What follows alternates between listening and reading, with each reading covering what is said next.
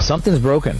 College degrees now cost more than ever and return less than ever. Houses are priced out of reach for an entire generation. Jobs can't keep pace with inflation. And yet, right now, it's never been easier to build real wealth. A 22-year-old with a laptop and no degree is out-earning doctors. People are using credit to buy assets instead of going broke. AI just collapsed the cost of starting a business to almost zero. Both of those things are true simultaneously. And if that feels like a contradiction, that's because it is.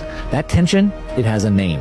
And once you understand it, you're not going to be able to unsee it. Now, in order to really understand this, we have to go back in time. So let's jump in a time machine. Let's go back about 50 some years ago to 1971. Now, for most of modern history, the US dollar, was backed by gold.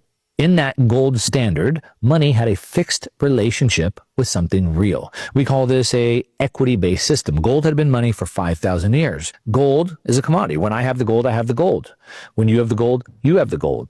But when we ended that relationship, August 15th, 1971, then President Richard Nixon, he closed the gold window. Basically what that means is that he made it where the dollar is no longer redeemable for gold. He severed the ties. And so we went from a gold-based system, an equity-based system, and we became a dollar-based, a fiat-based, a debt-based monetary system. The dollar now is pure debt. What that means is that governments can now create money without limit. There's no restraint.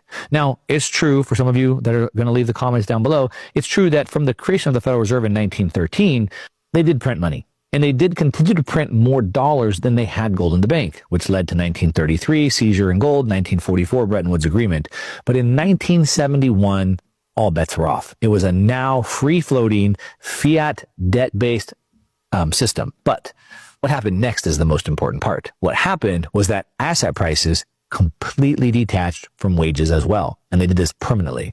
The cost of a house in 1971 versus today in real terms is crazy. Now, what happened next? Well, of course, if the dollar's detached from gold, there's no restraint. We print unlimited amounts of dollars, then asset prices also detach. And they detach from wages permanently, which means the cost of a house, the cost of a college degree, and the S&P 500 all rocketed higher while median income started lagging behind.